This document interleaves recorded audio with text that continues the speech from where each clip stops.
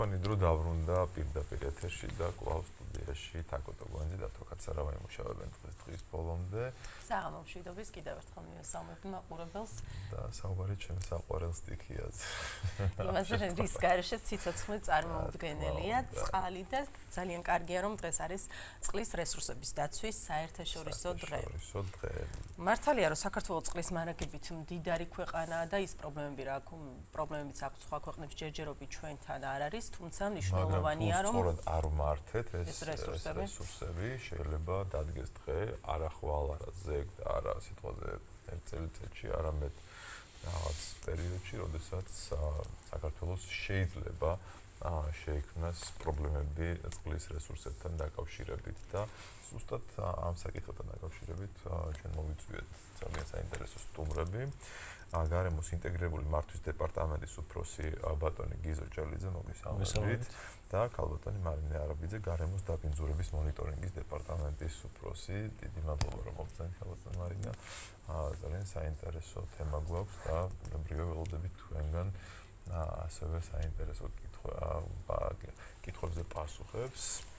და პირველ რიგში დავიწყოთ როგორ ხდება წყლის ხარისხის კონტროლი. მოგესალმებით, დიდი მადლობა მოწვევისათვის. ნამდვილად ძალიან სასიამოვნოა ჩვენთვისაც დღეს თქვენთან ყოფნა, რადგანაც წყლის რესურსებთან ძალიან დაკავშირებულია ჩვენი საქმიანობა. მოგეხსენებათ, გარემოს ეროვნული სააგენტო არის ის უწყება საქართველოში, რომელიც ახდენს მონიტორინგს წყლის როგორც რაოდენობრივ მახასიათებლებზე, ასევე ხარისხობრივ მახასიათებლებზე, ანუ წყლის ხარისხზე. მე კონკრეტულად ახლა ვისაუბრებ გარემოს დაბინძურების მონიტორინგის დეპარტამენტს წარმოადგენ და უფრო ხარისხობრივ მახასიათებლებზე მექნება შესაბამისად საუბარი, რაც ძალიან მნიშვნელოვანია ასევე მოგეხსენებათ. ეს საქმიანობა საქართველოში ზოგადად გასული საუკუნის 60-იანი წლებიდან დაიწყო, ზოგადად, რასაც ქვია სახელმწიფო დონეზე წყლის ხარისხის მონიტორინგი. ვსაუბრობთ ამ ეტაპზე ჯერჯერობით მერე გადავალ მიწისქვეშა წყლებზე, ზედაპირულ წყლებზე, მდინარეებზე და ტბებზე. და იყო წლები, როცა ძალიან ბევრი რაოდენობა მონიტორინგის პუნქტებისა იყო, თუმცა გასაგებია, რომ საბჭოთა კავშირის დაშლის შემდეგ ქვეყანაში შექმნილი მდგომარეობის გამო ეს მონიტორინგი პრაქტიკულად ჩაიშალა უკვე ჩაშლის პირას მივიდა და 2000-იანი წლებიდან შემიძლია გითხრათ, რომ ისევ საერთაშორისო პროექტების მხარდაჭერით ჩვენ თავიდან დავიწყეთ ამ სისტემის აწყობა. და პირველად იყო ვთქვათ 20 წერტილამდე, ეს ძალიან ცოტა მოგეხსენებათ თქვენ თვითონ როგორი მდიდარია ჩვენი ქვეყანა, ძალიან ცოტაა და ნაბიჯ დავიწყეთ წერტილების რაოდენობის ზრდა, რომ მეტად ვიცოდეთ რა ხდება. აი ბოლო წლებში გეტყვით, სულ მოკლე დრო რო ვთქვა, ძალიან სწრაფად წავიდა ეს საქმიანობის განვითარება. მაგალითად 2014 წელს თუ გქონდა 60 წერტილამდე, წელს უკვე დაგეგმილი გვაქვს 160 წერტილის გაკონტროლება. ეს საკმაოდ დიდი ციფრია. ეს წერტილები როგორ დიახ, აი მოგახსენებთ, რა თქმა უნდა, პირველ რიგში ყურადღება ექცევა დიდ მდინარებს, მნიშვნელოვან მდინარებს, მაგალითად როგორც მტკვარი ხო, ჩვენი ერთ-ერთი ტრანსსაზღვრო მდინარეები, რომლებიც ჩაედინება შავ ზღვაში, ხო, გარკვეულად დაბინძურება იგივე შავ ზღვაზე რო ვისაუბროთ, ზედაპირული წყლებიდან ხდება ჩადინება. ამიტომ ირჩევა პირველ რიგში აი მსხვილი დიდი მდინარეები, რომელთაც უფრო დიდი მნიშვნელობა აქვს ინფორმაციული თვალსაზრისით ჩვენთვის და ასევე რა თქმა უნდა შენაკადები შემდეგ, რომლებიც ამ დიდ მდინარეებშიც, მაგალითად თბილისზე გეტყვით, იცით თბილისის მცირე მდინარეები მტკვარში ჩაედინება დიმნულა და განისხებს რომ ეძახით ვერე და ამიტომ ჩვენი მონიტორინგის პროგრამებში უკვე მოხვდა ეს მდინარეებიც, რათა ვხედავდეთ რა წვლილი შედის თქვათ ამ მცირე მდინარეებიდან უკვე დიდ წყლის ობიექტებში. ჩვენთან ხდება ყოველწლიურად, ალბათ საინტერესო როგორ მიმდინარეობს ეს საქმიანობა, ყოველ წელს დგება გარკვეული მონიტორინგის პროგრამა. სადაც ზუსტად ვიცით გაწერილია რა წერტილებში, ანუ მდინარის რომელ კვეთებზე მოხდება სინჯების სახება, რამდენჯერ, ესეც მნიშვნელოვანია, უმეტესად ჩვენი წერტილები არის თვეში ერთხელ, ეს ევროკავშირის ნორმატივითაც ასე არის და ყავს საექსპედიციო ჯგუფი, რომელიც კონკრეტულად მიემართება ამ წყლის ობიექტებზე, იღებს წყლის სინჯებს, ასევე მნიშვნელოვანია, რომ ადგილზე ისაზღვრება გარკვეული პარამეტრები მარტივად რომ გაიგოს მაყურებელმა, მაგალითად ტემპერატურა ან ჟანგბადი, რომელიც ტრანსპორტირებისას ცხადია შეიცვლება. ამიტომ ეს ველზევე იზოვება ასევე pH-ის მაჩვენებელი, ელექტროგამტარობა, გება სპეციალური ოქმები და ტრანსპორტირება ხდება სინჯების საკმაოდ კარგად და თანამედროვე ხელსაწყოებით აღჭურვილ ლაბორატორიებში. მარინა რო არ გითხოთ აქვე ამ მტკვრის დაბინძურებასთან დაკავშირებით, ანუ რა ხდება, აი როგორ მდგომარეობაშია ამ მტკვარი, იმიტომ რომ აი სხვადასხვა მოსაზრებები არის ამასთან დაკავშირებით და მაგრამ ძირითადი ხაზი ის არის რომ მიმდინარეობს მისი გაწმენდა. ხო, მაგრამ ძალიან აი ზუსტად ეხლა აი ეს წინა სამუშაო რაც მოუყევით და ეს ჩავამტარეთ ანალიზი ასე ვთქვათ და მივედით თქვენი კითხვის პასუხთან, ხო, უკვე ამის საფუძველზე მე შემიძლია გესაუბროთ იმ პარამეტრებით, ანუ რასაც ვამოწმებთ, ეს არის 35-მდე ქიმიური პარამეტრი, რა ხდება ჩვენს მდინარეებში და მათ შორის, რა თქმა უნდა, მტკვარშიც. ახლა მტკვართან მიმართებაში ეს ძალიან კარგია, რომ მტკვარზე მკითხეთ, იმიტომ რომ როგორც გითხარით, ტრანსასაზღვრო მდინარეა და მას თვითონ მდინარეზე გვაქვს 13 წერტილი და 13 შენაკადზე. პრაქტიკულად ხერთვისიდან უკვე როდესაც მტკვარი შემოედინება საქართველოს ტერიტორიაზე, ვიდრე დატოვებს საქართველოს ტერიტორიას, კონტროლდება ყველა ძირითად ქალაქებთან და რა თქმა უნდა ჩვენ ხედავთ ხოლმე დიდი ქალაქების ზეწოლას. მაგალითად თბილისში გვაქვს რამოდენიმე წერტილი, ეს არის დაჰესთან, ვახუშტის ხიდთან, ეს არის დავამატეთ ახლა ხას მეტეხის ხიდთან და ყველაზე ასე ვთქვათ დორეთ არის და ხშირად ვიზუალურადაც ხედავს ხოლმე მოსახლეობა, როდესაც ვთქვათ წვიმის შემდეგ რომ წამოიღებს ხოლმე საყოფაცხოვრებო ნარჩენებს და ამიტომ ეს წერტილის დავამატეთ. ახლა ძირითადად გვიფიქსირდება ის მომენტი, რომ აი ასეთ უფრო ზეწოლის ქვეშ მყოფ ადგილებზე, ანუ გვაქვს სუფთა ადგილები, რა თქმა უნდა, ისაც თქვი მაგალითად ხერთვისთან და ასე შემდეგ და გვაქვს შედარებით მაღალი დაბინძურება, ფიქსირდება ამონიუმის იონი მარტივად რო ვთქვა და გასაგებიდი იყოს, ეს არის მაჩვენებელი სწორედ იმისა, თუ მდინარეში ხდება სადღაც გაუწმენდავი საყოფაცხოვრებო ან კომუნალური წყლების ჩადინება.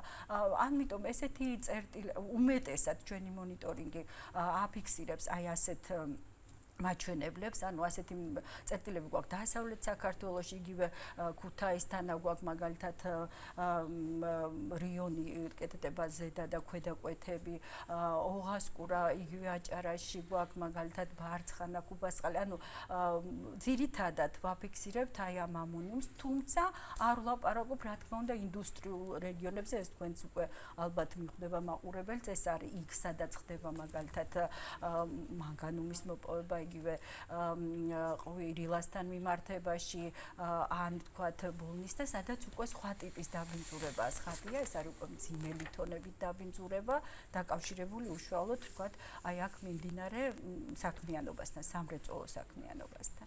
ბატონ გიზო, ჩვენ აღნიშნეთ, რომ საქართველო მდიდარია წყლის რესურსებით. ეს მართლაც ასეა და შეგვიძლია რომ ციფრებით ვისაუბროთ. საქართველოს რო წყლის რესურსები მდიდარია, ეს ჩანს ერთი შეხედვითაც ძალიან საქართველოში გადაადგილებისას ჩვენ ხედავთ რომ გვაქვს 26,000 მდინარის გავრცელებული. ნუ ახლა არ მინდა ამ ციფრმა შეგვიყვანოს შეცდომაში, ეს 26,000-ი არ არის იმ დიდი მდინარე, ახლა მტკვარი რო წარმოგვიდგენია და არა გვი რა თქმა უნდა პატარა ნაკადულების და მთლიანად, მაგრამ თვითონ თუნდაც ის რაოდენობა მდინარეების საკმაოდ ბევრია 3,000-მდე ტბა და სხვა ასე ვთქვათ ჩვენ გვაქვს სხვა ესეც ცალკე სიმდიდრეა, ანუ საზღვაო რესურსები. ზოგადად საქართველოზე შეგვიძლია ერთნიშნულოვნად ვთქვათ, რომ საქართველო წყლის რესურსებით არის მდიდარი ქვეყანა. ჩვენ გვაქვს მყინვარებიც, რომელიც ასევე არის წყლის ცალკე სასმელი, სრულთა მტკნარი სასმელი წყლის, ასე ვთქვათ, სასმელის არა, ნუ მტკნარი წყლის და ის მე შეიძლება სასმელად რა თქმა უნდა გამოყენებულ იქნას. მტკნარი წყლის მარაგი, ჩვენ გვაქვს მიწისქვეშა წყლების ცალკე საკმაოდ დიდი მარაგი. ეს ყველაფერი გვაძლევს იმის თქმის საშუალებას, რომ საქართველო ნამდვილად არის წყლის რესურსები მდიდარი ქვეყანა, მაგრამ აუცილებელია ჩვენ გავითვალისწინოთ მეორე მნიშვნელოვანი ფაქტორი, რომ ამას ხშირად ვამბობთ, როდესაც ამას სიმდიდრეზე ვსაუბრობთ, რომ ეს სიმდიდრე არათანაბრად გვაქვს სამწუხაროდ გადანაწილებული ქვეყნის მასშტაბით. ანუ იქ სადაც წყალუხვობა გვაქვს, მაგალითად დასავლეთ საქართველოში და წყლის რესურსების 70%-მდე მოდის დასავლეთ საქართველოზე, ასევე სოფლის მეურნეობის თუ სხვა დარგების კუთხით არანაკლებ მნიშვნელოვანი აღმოსავლეთ საქართველოში ჩვენ გვაქვს შედარებით არის ადგილები, სადაც წყალი ძალიან ცოტა ან არც კი არის ასეთი ადგილებიც გვაქვს საქართველოში და გაუდაბნოების პრობლემებიც კი არის ზოგიერთ ადგილში, იცით აღმოსავლეთ საქართველოში. შესაბამისად იმის თქმა, რომ ჩვენ ბევრი წყალი გვაქვს და ამის მოხმარება შეგვიძლია როგორც გვინდა რანაირად და ანუ შვიდად შეგვიძლია გავაგრძელოთ ყოფიერი ცხოვრება, ეს ასე არ იქნება სწორი. თუნდაც იმიტომ, რომ ერთი არათანაბრად არის განაწილებული, მეორე ჩვენ ვიცით, რომ წყალი არის განახლებადი რესურსი და ამას ძალიან ჰიდრორესურსი, რომელიც სოფლიოში ძალიან მოიწონებია, როდესაც ჩვენ განახლებად რესურსებს მოვიხმართ და ჩვენი თქვათ ელექტროენერგიის გამომუშავება ზუსტად განახლებად რესურსებზე უფრო სუფთა ენერგიაზეა, მაგრამ განახლებად რესურსების არაგონივრული, არარაციონალური გამოყენება გვაძლევს იმ შედეგს, რომ ეს განახლებადი რესურსი ამოწურვადაც მიუახლოვდეს შეიძლება და ანუ საბოლოო ჯამში არ გქონდეს ის რაოდენობა, რაც გვჭირდება. გავითვალისწინოთ ეკონომიკური ზრდის პარალელურად იზრდება წყალზე მოთხოვნა და წყალზე დამოკიდებულება, როგორც საყოფაცხოვრებო, ასევე საწარმო კუთხით. შესაბამისად, ამას ეს კიდევ ერთხელ მიუთითებს იმას, რომ ასე თავისუფლად რომ ჩვენ მდიდარი ვარ და როგორც გვინდა ისე იმ რაოდენობით გამოვიყენებთ და მოვიხმართ. მესამე დღეს და მალე ჩვენ ასე ვთქვათ, ცალკე ყურადღება უნდა გავამახვილოთ ზოგადად იმ პრობლემაზე, რაც მთელ სოფლიოს აქვს. ეს არის კლიმატის ცვლილების პრობლემა, გლობალური პრობლემა, რომელიც ძალიან მყინვარულად აისახება საქართველოზე იმ კუთხით, რომ ჩვენ მრავალი პრობლემას გვიქმნის მთებშიც, ბარად, მდინარე, ზღვისპირას თუ სხვა კუთხით, თუ ისე ტყეებში და ასე შემდეგ. ეს კლიმატის ცვლილება იწვევს ტყეების რაოდენობის შემცირებას და მოგეხსენებათ, ტყეები არის წყლის რესურსის და მიწისქვეშა წყლების აკუმულირების ერთ-ერთი ძირითადი წყარო. იწვევს დნობას მყინვარებისა, ანუ იმ ჩვენი მარაგი, რაც ჩვენ თქვით და სიმდიდრის შემცირებას და მყინვარების, ასე ვთქვათ, ფართობი ეტაპობრივად მცირდება. ამიტომ გლობალური თუ ლოკალური პრობლემიდან გამომდინარე, გეოგრაფიული თუ რელიეფური გადანაწილებიდან გამომდინარე, თუ წყალზე გაზრდილი მოთხოვნისგან გამომდინარე, ჩვენ არ აგვაქვს იმის ფუფუნება, რომ წყალი გამოვიყენოთ არაგონად. დღევანდელი დღის მნიშვნელობაც ზუსტად ეს არის, რომ საერთაშორისო დღე იმ ძვირფასი რესურსის, რომლის გარეშეც კაცობრიობა ცხოვრება არ შეუძლია, საჭიროებს გონივრულ რაციონალურ მოხმარებას. ეს არის საინტერესო რა ღონისძიებები ტარდება. კარგი, ჩვენ დაგითხოვდა. სწორედ აი ამ მიზნით, რომ გონივრულად იქნას გამოყენებული წყლის. გონივრულად წყლის გამოყენების კუთხით სოფლიოში არსებობს გავრცელებული პრაქტიკა, რომლის შემოტანა და დანერგვა გსურს ჩვენ საქართველოში. ეს გახლავთ წყლის რესურსების ინტეგრირებული მართვის სისტემა. განმარტავ ხა ცოტა უცნობი ტერმინია, ეს შეიძლება ნიშნავდეს და უცნობია, იმიტომ რომ ამაზე სამწუხაროდ მედია საშუალებებით ნაკლები საუბარი მიმდინარეობს და შესაბამისად საზოგადოების ყური არ არის შეჩეული ამ თემას. რას გულისხმობს ინტეგრირებული მართვა? გავრცელებული დღევანდელი სისტემა არის ცოტა ჰიბრიდული მართვის სისტემა, როდესაც ცენტრალიზებულად სამინისტროს კუთხით თუ გარკვეული კომპეტენციებით რაღაც ადგილობრივი ადმინისტრაციების კუთხით ხდება წყლის რესურსების განკარგვა და მართვა. რაც არ გვაძლევს ეფექტურ შედეგს, იმიტომ რომ ხშირ შემთხვევაში ჩვენ გვაქვს, თქვათ, გარკვეულ მონაკვეთზე პასუხისმგებელი ადმინისტრაციული მუნიციპალიტეტები და მათ არ აინტერესებს მათ ქვევით რა ხდება. ხშირ შემთხვევაში არის ეგეთი დამოკიდებულებაც, ჩვენ რა თქმა უნდა, როდესაც სისტემას ვლაპარაკობთ, ვერ ვიმსჯელებთ კონკრეტული მუნიციპალიტეტის გამართულ მუშაობას, ანუ გამართულად უნდა მუშაობდეს მთელი სისტემა. ეს პრობლემა მოგეხსენებათ არ არის მარტო საქართველოში, არის ევროპაში, იმიტომ რომ ევროპაში არათუ ქვეყნის შიგნით არის, არამედ არის მდინარე, მაგალითად დუნაი, რამდენიმე ათეულობით ქვეყანას გამოივლის და ზუსტად მაშინ დადგა ეს პრობლემა, როდესაც ზედადინების და ქვედადინების ქვეყნებს შორის შეიქმნა პრობლემა წყლის რესურსების თანაბარ განაწილებას შორის, იმიტომ რომ თუ ზედადინების ქვეყანამ ან რეგიონმა ან კუთხემ ან ქალაქმა მოიხმარა მთელი წყალი, ან დააბინძურა ეს მთელი წყალი ისე რომ ან მოიხმარა და მე დაბინძურებული ჩაუშვა უკან, რა თქმა უნდა ქვედადინების ტერიტორიები ზიანდება და ჩვენ გვაქვს ესეთი რამდენიმე კუთხეს და რეგიონს რო გაივლის ესე მდინარეები. საუზო მართვა ზუსტად გულისხმობს, რომ ნაცვლად ამ გავრცელებული, რომელიც ცოტა წარმოადგენს ახლისა და ძველი საბჭოთა კავშირის დროინდელი არსებული სისტემის ნაზავს, გვინდა ევროპაში გავრცელებული ცნობილი, ასე ვთქვათ, ეგრეთ წოდებული ინტეგრირებული მართვის მეთოდი შემოვიტანოთ, რაც გულისხმობს სააუზო მართვას მდინარეების. ანუ მდინარეების ტერიტორია საქართველოს დაიყოფა აუზებად, მდინარეთა აუზებად. მდინარეთა აუზში შედის მდინარე თავის შენაკადებით, თავის ანუ წყალშემკრება აუზს ეძახიან, საიდანაც ეს იკვებება და ყველა ასე ვთქვათ წყარო ერთიანდება. და ამ აუზს მართავს ცალკე მმართველი ორგანო. უნდა შეიქრას, ეს არის რაღაც კოლოსალური რაღაც ზედმეტ ადმინისტრაციულ ხარჯებთან არის მცირე ორგანო, რომელიც მთლიანად განკარგავს ამ აუზს. მან იცის რამდენი მდინარეა, ახდენს და შესაბამისად მოთხოვნა, როდესაც დგება, ვიღაცას უნდა ჰესის აშენება, ვიღაცას უნდა წარმოებისში წყალის გაშვა, ვიღაცას სარწყავად წყლის გამოყენება. ეს ორგანო წყვეტს, ვის რამდენი წყალი რა წერტილში როგორ აიღოს. ასევე ეს ორგანო უდგენს, სად ჩაუშვას ეს წყალი და რა გაწმენდის, რა დონის, რა ხარისხით უნდა ჩაუშვას ეს წყალი. ეს სისტემა უკვე გვაძლევს, რაც მე ვთქვი, იმის შესაძლებლობას, რომ არსებული წყალი, n რაოდენობის წყალი, რაც ქვეყანაში ჩვენ გვაქვს, მისი სრულად, ასე ვთქვათ, გადანაწილება მოხდეს ყველა წყალმოსარგებლებზე გონივრულად, სამართლიანად, თანაბრად. აი ეს პრინციპები უნდა იყოს დაცული. ჩვენ ახლა რეკლამაზე უნდა გავიდეთ ცოტა ხნით, მაყურებელს თქვა რომ არ გადართონ დაგველოდოთ, სულ რამოდენიმე წუთში დაბრუნდები და ძალიან საინტერესო თემაზე გავაგრძელებთ საუბარს.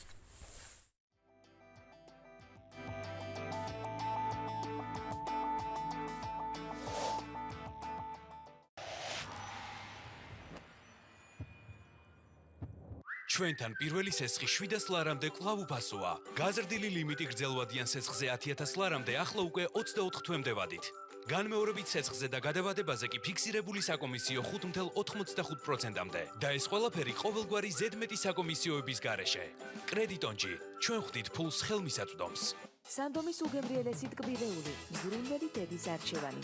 იპოვე შენი პატარას საყვარელი ნუგბარი. საკონდიტრო საწარმო სანდომი. ყველაზე ტკბილის ხაბარი. ივერია, ქართული ხორცპროდუქტები, თანამედროვე სტანდარტები, ინოვაციური ტექნოლოგიები, უახლესი დანადგარები, კვალიფიციური პერსონალი, ეფექტური მართვის სისტემები, მაღალი ხარისხის პროდუქციის წარმოება, მრავალფეროვანი ასორტიმენტი, სურსათის უვნებლობის მოთხოვნების გათვალისწინება. ივერია, ქართული ხორცპროდუქტები. წმინდა მიქაელ მთავარანგელოზის სახელობის კლინიკაში ფუნქციონირება დაიწყო ონკოდიაგნოსტიკურმა და ქიმიოთერაპიულმა განყოფილებამ, სწრაფი და დროული კვლევები, მკურნალობის სწორი ტაქტიკა, სიმსივნის საწინააღმდეგო ქიმიოთერაპია, იმუნოთერაპია, ჰორმონოთერაპია და ტარგენტული თერაპია. მაქსიმალური ეფექტი გვერდითი მოვლენების მინიმუმამდე შემცირების ხარჯზე, დეტოქსიკაციის მეთოდის გამოყენებით. წმინდა მიქაელ მთავარანგელოზის სახელობის კლინიკა 150 წლიანი გამოცდილება და პროფესიონალიზმი. გადაცემა თქვენი დრო წარმოგიდგენთ რუბრიკას ქალი და ჯანმრთელობა აქტუალური თემების საინტერესო სტუმრებთან ერთად. გადაცემას თქვენი კლინიკა წარმოგიდგენთ წმინდა მიქაელ მთავარანგელოზის მრავალპროფილური კლინიკა 150 წლიანი გამოცდილება და პროფესიონალიზმი. დიღომი ლუბლიანას 21, ტელეფონი 295 11 00.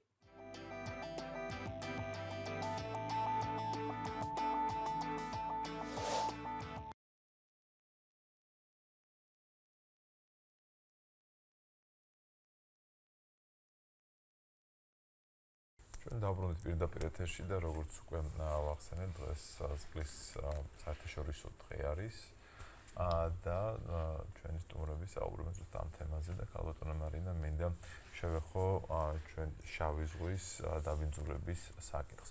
ცოტა საკვირველია და კითხვებს საჩენს, როდესაც გადავდივართ ჩვენს მეზობელ ქვეყანაში თურქეთში, იქ შავი ზღვის სუფთა აქეთ გადმოვდივართ, მოდით რბილად რომ ვთქვა, ცოტა პრობლემური არის ჩვენი ზღვის ნაწილის სისუფთავის საკითხი. ეს ძალიან აქტუალური კითხვა არის, მით უმეტეს ახლა ტურისტული სეზონი იწყება და როგორ ხდება ამის კონტროლი, რატომ ბინძურდება და რა შეიძლება რომ ეშველოს აი ამ პრობლემას. ნამდვილად ძალიან მნიშვნელოვანი კითხვა.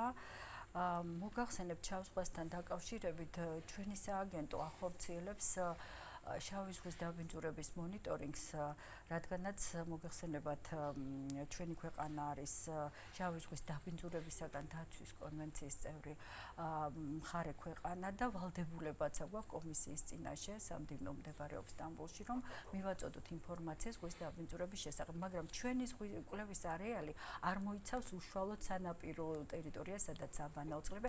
ეს არის ერთი საზღვაო მილის დაშორებით, სადაც გქონდა მონიტორინგის სადგურები და ვაწარმოებდით მუდმივ კვლევებს, თუმცა ძალიან მნიშვნელოვანი აღვნიშნოთ მიმდინარე ევროკავშირის პროექტი. პროექტის სახელწოდება პირდაპირ უკავშირდება მონიტორინგს, ქვია შავი ზღვის მონიტორინგის გაუმჯობესება. ეს პირველი კვლევა ჩატარდა 2016 წლის აპრილ-მაისში, როდესაც საერთაშორისო გემი, ეს იყო რუმინული გემი, შემოვიდა, ანუ ერთობლივი კვლევა იყო ეს პროექტი მიმდინარეობს სამ ქვეყანაში, თუმცა ევროკავშირის ექსპერტები არიან ჩართული და უაღრესად თანამედროვე ხელსაწყოებით, თანამედროვე მეთოდოლოგიით აღჭურვილი და მათ შორის ქართულ მეცნიერებთან ერთად იყვნენ უკრაინელი მეცნიერები და ევროპის სხვადასხვა ქვეყნების, შავ ზღვასთან დაკავშირებული ძირითადად ეს იყო რუმინეთი, ბულგარეთი ექსპერტები და აი ამ გემის საშუალებით ეს იყო ერთობლივი კრუიზი, საკმაოდ ძვირადღირებული ექსპედიცია, პირველად აი 25 წლის მანძილზე თითქმის ჩატარდა კომპლექსური კვლევა შავი ზღვის. იმიტომ რომ მოგეხსენებათ, ეს მარტო წყალი არ არის, შავი ზღვა, ეს არის საარსებო გარემო, ხო? მასში ბინადარებისთვის და ასე რომ ის მოიცავდა არა მარტო ქიმიურ დაბინძურებას, არამედ მოიცავდა ბიოლოგიურ კვლევებსაც და აქვე არის შემიძლია არ აღვნიშნო პირველად ჩატარდა უაღრესად მნიშვნელოვანი საკითხის კვლევა, რასაც ქვია საზღვაო ნარჩენი, marine litter, რომელსაც ქართულად რა ვიცი, ნარჩენი, ნაგავი, ანუ პირველად მოხდა სწორედ ის, რასაც თქვენ ბრძანებთ, რასაც მოსახლეობაში გამაღიზიანებელია ხოლმე, ხო, ვიზუალურად რომ ხედავთ ამ დაბინძურებას და მოხდა შესწავლა, ეს იყო ძალიან ისეთი საინტერესო კვლევა, ანუ ბორდზე იდგა ერთი, ვთქვათ, ექსპერტი, რომელსაც სპეციალურ პლანშეტზე იყო პროგრამა ჩატვირთული, რომელიც აღრიცხავდა პირდაპირ რას ხედავდა მცურავ ნარჩენებს მაგალითად ხო ხედავთ ბოთლი პლასმასის რაღაც ნივთი და ეს პირდაპირ გადაიცემოდა მონაცემთა ბაზებში უბრალოდ ეხლა მიმდინარეობს აი ამ მთელი ამ სამეცნიერო მასალის დამუშავება იყო ძალიან დიდი მასალა სინჯების აღება ფსკერული დანალექები მათ შორის რა ხდება უკვე რაც წლების მანძილზე ასე ვთქვათ უკვე დაგროვდა დაბინძურების კუთხით და ჩვენ ვფიქრობთ რომ აი აპრილში იქნება პირველი ასე ვთქვათ დიდი სამეცნიერო ნაშრომი რომელიც საშუალებას მოგცემს უკვე თანამედროვე მონაცემი ახალი მონაცემი გქონდეს რეალური სურათი რა ხდება ზღვაში და ასევე უნდა აღვნიშნო რომ წელსაც იგეგმება იგივე მარშრუტით იგივე კრუიზი ეს უკვე განხორციელდება 2017 წლის აგვისტოს ბოლო კვირა სექტემბერში და კიდევ უფრო მეტად გვექნება მონაცემები ამასთან დაკავშირებით რასაც და ასევე მინდა აღვნიშნო რომ ალბათ ესეც საინტერესოა იმ გარემოს ეროვნული სააგენტო აი ნებისმიერ კვლევას ყოველთვიურ კვლევებსაც რასაც ვატარებთ ამას ვათავსებთ სააგენტოს ვებგვერდზე ყოველთვის ხელმისაწვდომია ნებისმიერ დაინტერესებული მხარისთვის საინფორმაციო ბიულეტენები გარემოს დაბინძურების შესახებ რომელიც მოიცავს სხვადასხვა თავებს HR-თან მიმართებაში წყალზეც და შეგიძლიათ ყველა მიხილოთ სააგენტოს ვებგვერდებზე ეს არის NIA.gov.gt და Meteo.gov.gt-ზე და რაც შეეხება კანონს, რომელიც როგორც ვთქვით მოქმედებს, თუმცა როგორც ვიცით, ასევე იგეგმება ცვლილებები, ეს არის წყლის რესურსების მართვის კანონი. კონკრეტულად რა ცვლილებები შედის, ჩვენ გარკვეულწილად ვისაუბრეთ. და რამ გამოიწვია ეს საჭიროება, რომ შეცვლილიყო ეს კანონი? ისე იგი ჩვენ ხშირად თქვენ ალბათ მოისმენთ საუბარია, რომ ეს ასოცირების შესახებ შეთანხმების ვალდებულებიდან გამომდინარეობს. ბევრი ვალდებულება, ბევრი ცვლილება, რაც ქვეყანაში განხორციელდება. თუმცა რომ ეს და ერთ-ერთი ვალდებულება გვაქვს საკანონმდებლო რეგულაციების დახვეწა ევროპული კანონმდებლობის შესაბამისად წყლის მიმართულებით კონკრეტულად, ბევრი მიმართულებით გარემოსდაცვაში მათ შორის წყლის მიმართულებით და საჭიროებს ჩვენი ახალი კანონი, ანუ ეს ცვლილებები არ ეყოფა ამას, საჭირო ახალი კანონი და მომზადებული ახალი კანონი. თუმცა აი ობიექტურად რომ ვიმსჯელოთ, საერთოდ რო არ არსებობდეს ასოცირების შესახებ შეთანხმებაც და საერთოდ რო არ არსებობდეს ევროკავშირიც, ჩვენს ქვეყანაში რო ჩვენი წყალი უნდა იყოს რა თქმა უნდა, რაოდენობრივად გაკონტროლებული და ხარისხობრივად გაკონტროლებული, უნდა გქონდეს დარეგულირებული წყლის მოხმარება. ეს მე მგონი ახლა კითხვებს აღარ ბადებს და ამ შესაბამისად თქვენს კითხვას თუ რამ განაპირობა იმ აუცილებელმა საჭიროებამ რა პრობლემების დღეს ჩვენ წყალში გვაქვს. თუმცა ასევე შეგვიძლია ვთქვათ, რომ ჩვენი საერთაშორისო ვალდებულებები, რომელიც გვაკისრებს ჩვენ ევროკავშირი, ეს რა თქმა უნდა იქ ერთი ძალიან წარმოდგენილია. რაც შეეხება კანონს, კანონი მე მინდა გითხრათ რომ ერთის მხრივ კანონს შემოაქვს ის სისტემა რაც აქამდე არ ყოფილა საქართველოს შაზეთ ცოტა ხნის წინ ვისაუბრეთ ეს ინტეგრირებული საუზო მართვის სისტემის შემოტანა მაგრამ გაგიკვირდებათ რაღაც ნაწილში ჩვენ გვიწევს იმ ძველ სისტემაში რაც კარგი იყო და გაუქმდა და აღარ არსებობს მაგალითად შევარდნა როგორ შეიძლება გაიკვირდეთ შევარდნა დროს მოქმედ კანონში რო გქონდა და დღეს აღარ გვაქვს იმ დონეზე რო დაუბრუნდეთ დაახლოებით ასე ამას კონკრეტულად საუბარია სანებართო სისტემაზე წყლის მოხმარების ანუ ადრე არსებობდა წყლის მოხმარებისთვის სპეციალური ნებართვა წყალაღების და მერე წყალჩაშვების ნებართვები და ასევე საუბარი იყო მოსაგადასახადი რომელიც წყლის მოხმარებისთვის შესაბამისი არ გულისხმობ მოქალაქე რო იხდის კომუნალურ გადასახადს ეს არ არის კომუნალური ეს არის წყლის მდინარის წყლის გამოყენების თუ ტბის წყლის გამოყენების რომელიც წარმოებაში გამოიყენება სარწყავად და სხვა მიზნებით და ეს რამდენიმე წლის წინ მოგეხსენებათ იყო გავრცელებული პოლიტიკა საქართველოში დერეგულაციის პოლიტიკა რომ სახელმწიფო რაც შეიძლება ნაკლებად საერთოდ არ უნდა ჩაერიოს თუნდაც ზოგიერთ სფეროში ეს დერეგულაციის პოლიტიკამ ამ კუთხით მიგვიყვანა იქამდე რომ გაუქმდა ბევრი ძალიან მნიშვნელოვანი რეგულაცია რომელიც ძველი მდგომარეობითაც კი აკონტროლებდა გარკვეულ დონეზე წყლის მოხმარებას. შესაბამისად ახალი კანონის იდეა არის რომ აღდგეს რაც რეგულაციები რომელიც და რა თქმა უნდა არა მარტო აღდგეს, არამედ დაიხვეწოს და ევროპული მოთხოვნების შესაბამისად არ გულისხმობ აღდგეს, რომ იმ ძველ სისტემას უნდა დაუბრუნდეთ, საუბარია რომ ახალი სისტემით, დახვეწილი სისტემით შემოვიდეს. რაც გულისხმობს, რომ მომხმარებელმა წყლის გარკვეულ რაოდენობა, რასაც ის მოიხმარს, ამაში უნდა გადაიხადოს ის გადასახადი, რასაც და ეს იქნება, რა თქმა უნდა, დიფერენცირებული, იმიტომ რომ მაგალითად ჰესიც მოიხმარს წყალს, მაგრამ ეს ჰესი უკან აბრუნებს ისევ და იმისთვის, რა თქმა უნდა, არის მელიორაციისთვის ან სარწყავად გამოსაყენებელი წყალი, ეს სხვაზეა საუბარი.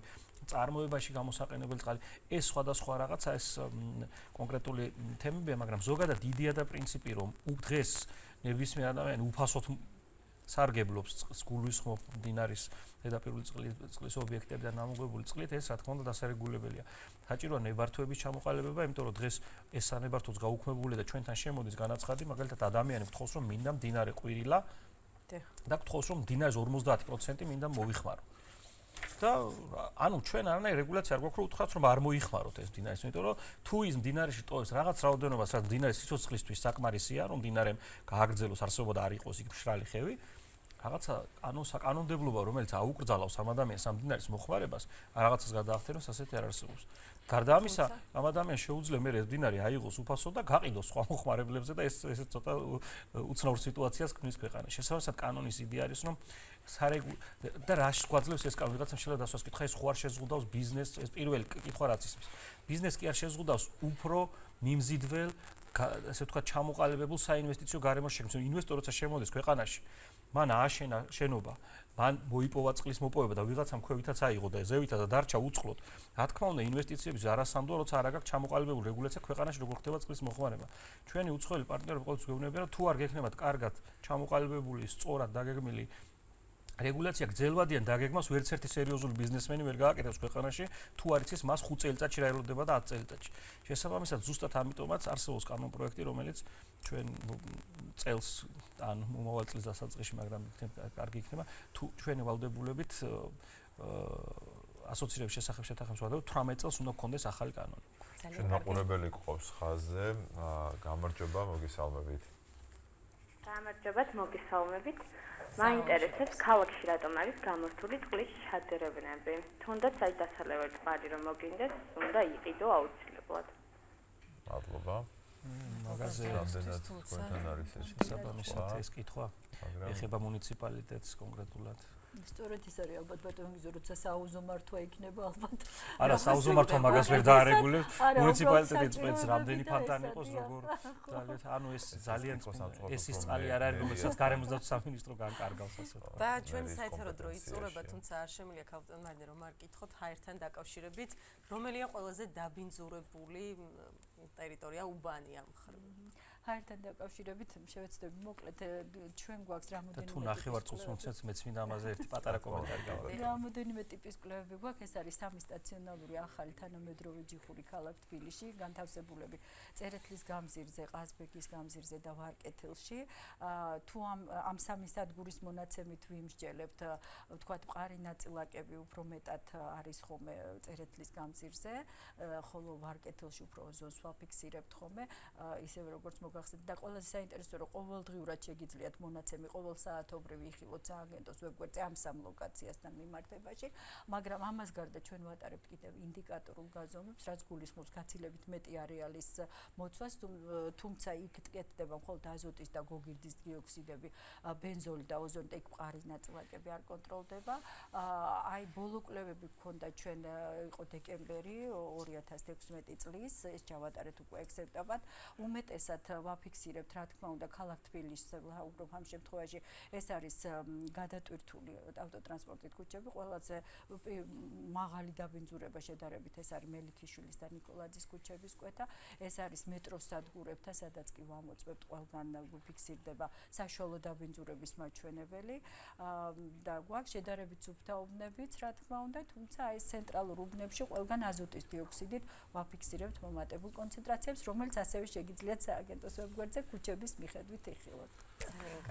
მე შევეცდები თქვენთვის გამოყოფილ, აი ძალიან მნიშვნელოვანი თემა, რომელსაც თქვენ შეეხეთ, გავრცელდა და არ შემიძლია არ გამოვიხმაურო, იმიტომ რომ გავრცელდა ვიდეო და ძალიან აქტიურია ვიდეო, როდესაც თქვენ ნახავთ World Economic Forum-ის ვიდეოა, რომელიც სადაც საქართველო არის ჰაერის დაბინძურებიდან გამოწვეული და სიკვდილიანობით პირველ ადგილზე ამ ვიდეოში, რაც უბრალოდ ეს ფაქტი, რომ საქართველოს შეიძლება პირველ ადგილზე იყოს, როდესაც არსებობს ჩვენზე 10ჯერ და მრავალჯერ უფრო დაბინძურებული ჩინეთსაც უსწრებთ იმ ვიდეოში.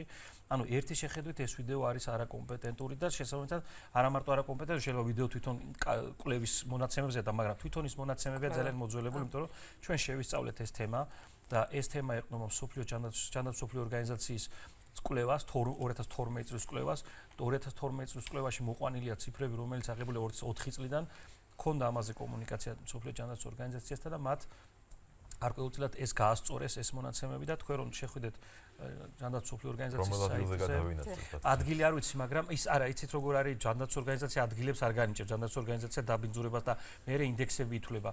ანუ რუკა რომელზეც ჩვენ ვართ ეხა დატანილი ფერით საქართველოს არის ჰაერის დაბინძურების, ატმოსფერული ჰაერის დაბინძურების კუთხით აღმოსავლეთ ევროპის თითქმის ლელი აღმოსავლეთ ევროპაში როგორი ჰაერიც არის ევროკავშირის წევრ ქვეყნებს გულისხმობ ძირითადად იმ დონის ჰაერით. მეგეტყვით ჩვენი ცოტა ოდნავ მაღლა აწევა რეიტინგებში რამ გამოიწვია, იმიტომ რომ ჯანდაცვის მსოფლიო ორგანიზაცია გარდა გარე ჰაერისა ითვლის შენობის შიდა ჰაერის მდგომარეობას, რომელიც ხშირად ითვლება მოხმარებული შეშიდან და საწვავიდან. ანუ ჩვენ ვიცით რომ მოსახლეობის დიდი ნაწილი საქართველოში საწვავად და გასათბობად და საკვებად მოიხმარ შეშას.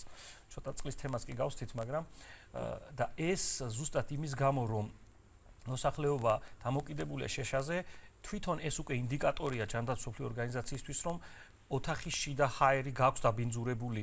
შესაბამისად, ამ ორის ჯამმა მოგცა საკმაოდ თორე ის რომ ჩვენ საქართველოში პირბადეებით უნდა ვიაროთ და არა რა თქმა უნდა უამრავი პრობლემა არის ჰაერში მოსაკვეთად. უამრავი, ანუ შესამცირებელი გვაქვს დაბინძურების წყაროები ავტომობილებიდან, საავტომობილო ტრანსპორტისგან, მოდერნიზება ავტოპარკის, ბევრი რაღაცა გასაკეთებელი, რაც ჰაერს, მაგრამ ქვეყნის მასშტაბით რომ ჩვენ ახლა განგაში ზარები არ უნდა ეს მინდა რომ გავრცელებული ვიდეო იწვევს პანიკურ მდგომარეობას, რომ ვიღუპებით ქართველი მოსახლეობა იღუპება.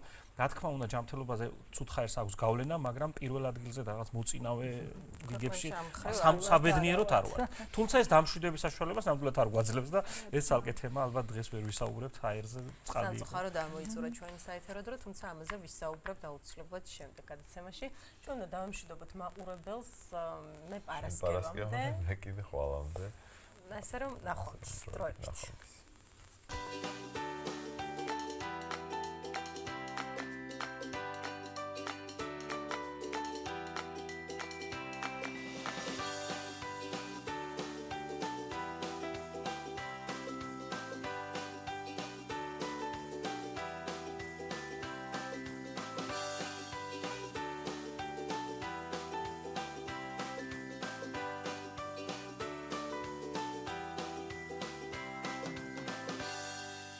გადაცემა თქვენი დრო წარმოგიდგენთ რუბრიკას ქალი და ჯანმრთელობა აქტუალური თემების საინტერესო სტუმრებთან ერთად. გადაცემას თქვენი კლინიკა წარმოგიდგენთ წმინდა